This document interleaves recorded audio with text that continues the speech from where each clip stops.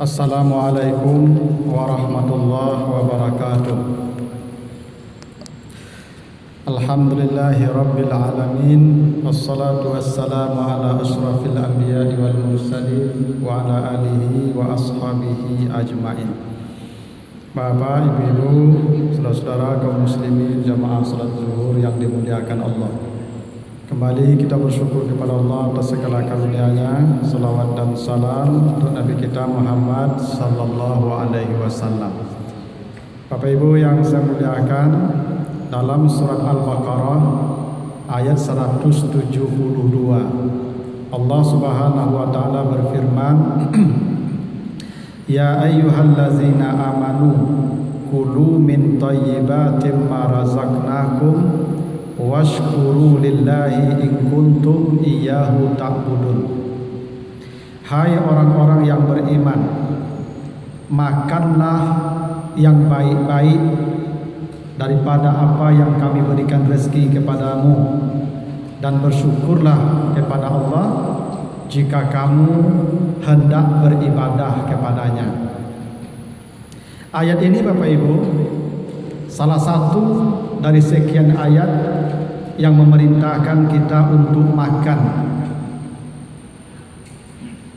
Jadi hebatnya Islam itu Ibu, yang diatur bukan hanya persoalan salat, puasa, zakat, hingga persoalan makan pun diatur.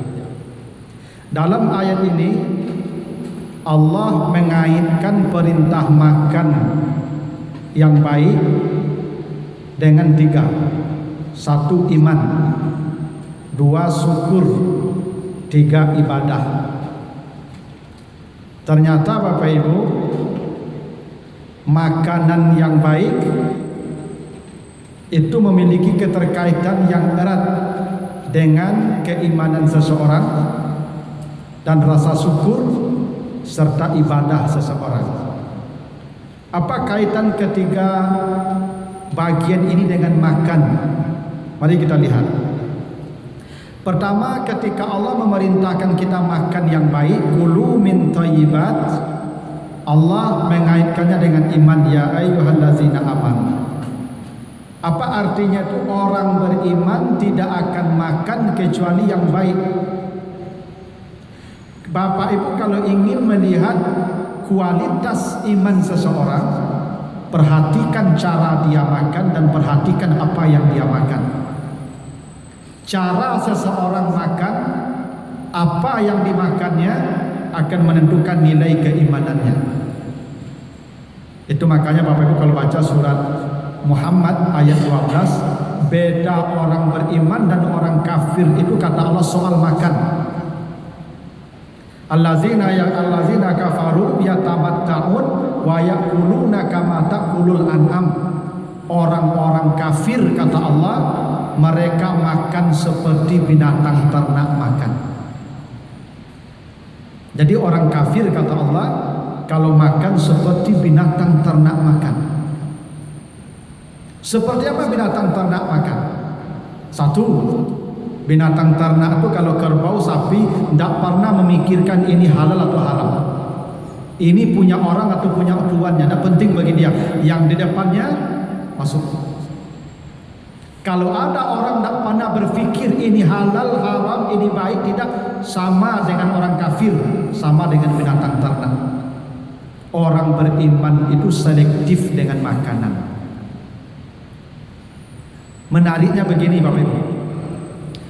Coba Bapak Ibu baca surat Al-Baqarah ayat 168. Ketika Allah menyuruh manusia makan, ya ayyuhan nas, wahai semua manusia, kulu mimma fil ardi halalan thayyibah. Makanlah yang halal dan baik. Ketika orang beriman ketika manusia dipanggil, perintah makan ada dua, halal, baik. Kenapa?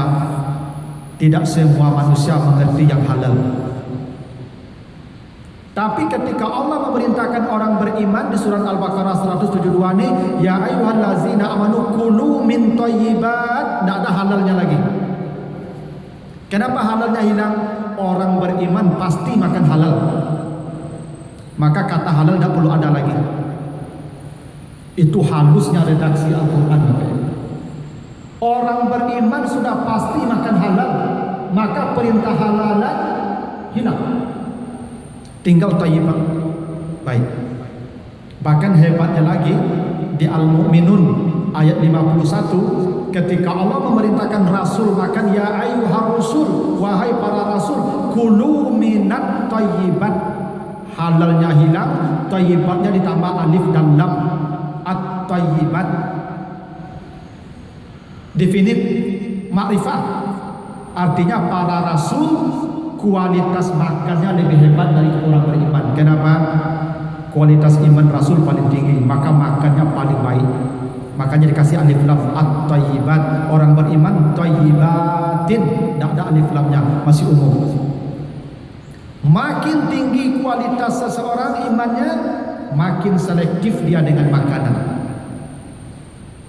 Itu kenapa rahasianya Bapak Ibu, Allah membedakan orang beriman dan orang kafir soal makan. Dan orang kafir seperti binatang ternak makannya, tak peduli halal haram.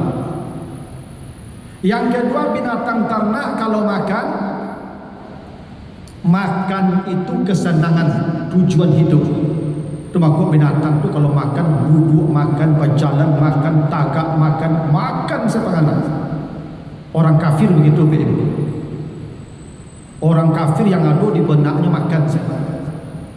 Orang beriman makan itu bukan kesenangan, tetapi sekedar memenuhi kebutuhan untuk bisa beribadah kepada Allah. Itu makanya Nabi mengajarkan kalau orang beriman makan seperti go untuk nasi, seperti go untuk air, seperti kau untuk udara. Kalau binatang penuh semua, karena makan kesenangan. Makan tidak ada aturan. Kadang-kadang ada kita ni makan begitu, tagak makan, berjalan makan, bergolek makan, sambil nonton TV golek-golek makan juga. Seakan-akan makan itu kesenangan.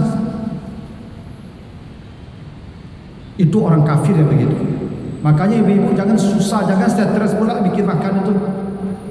Nak dimasak gini. Kau masak saya yang aduh. Asal apa, vari apa pun punya asal dua ekor.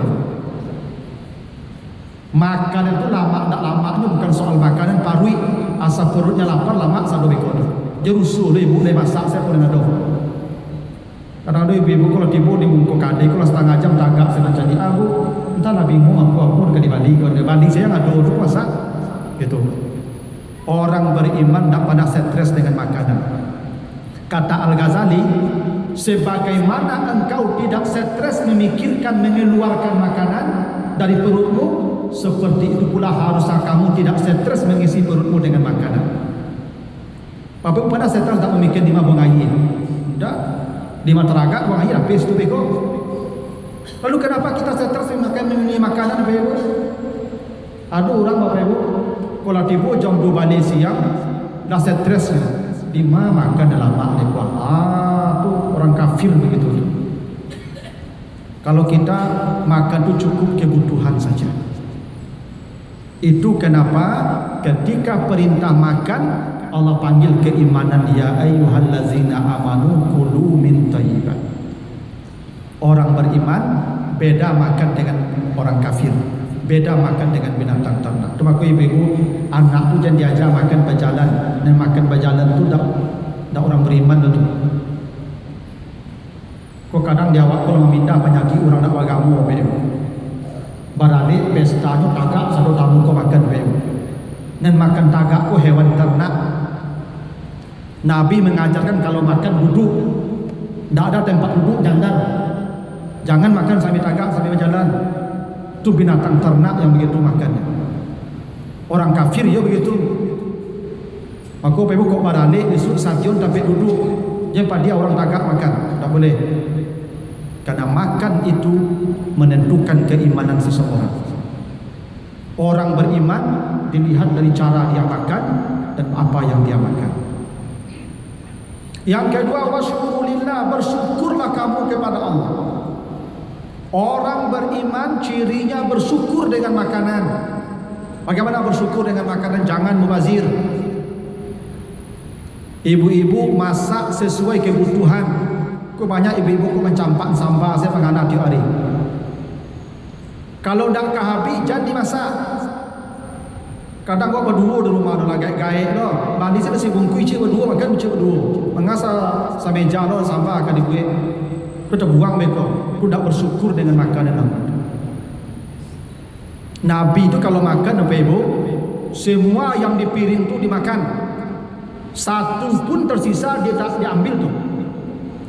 Lah sudah sadonya dijilid tangan tu, disiram piring tu dengan air, diminum airnya tu sampai seperti apa piringnya Nabi bersih sebelum makan, seperti itu pula bersihnya setelah makan.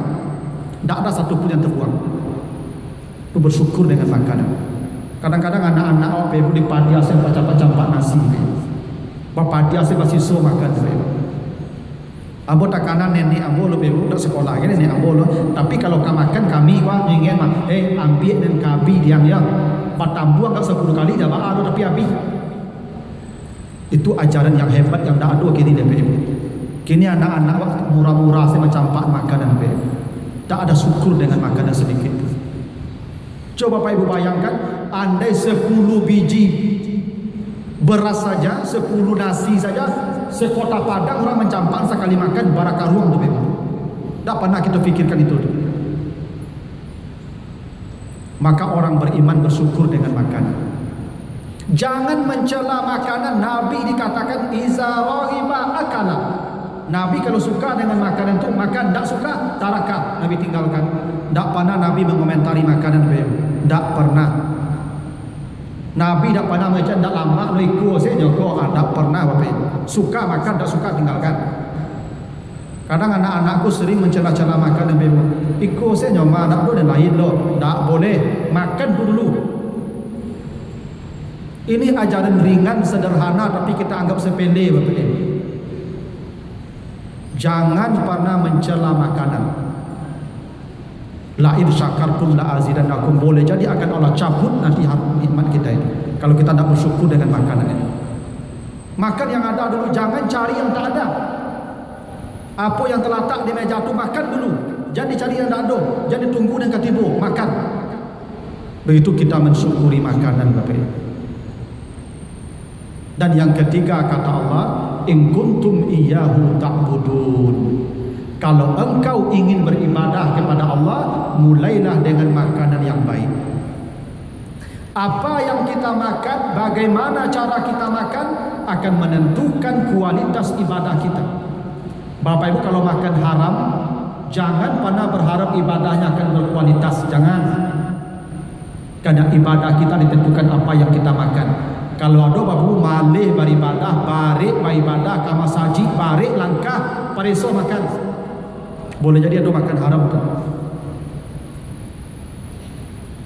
Kuado Bapak Ibu, satiuk mendengar ceramah lalu, siapa yang ceramah orang tu lalu, di mau orang berceramah tu lalu, besok makan.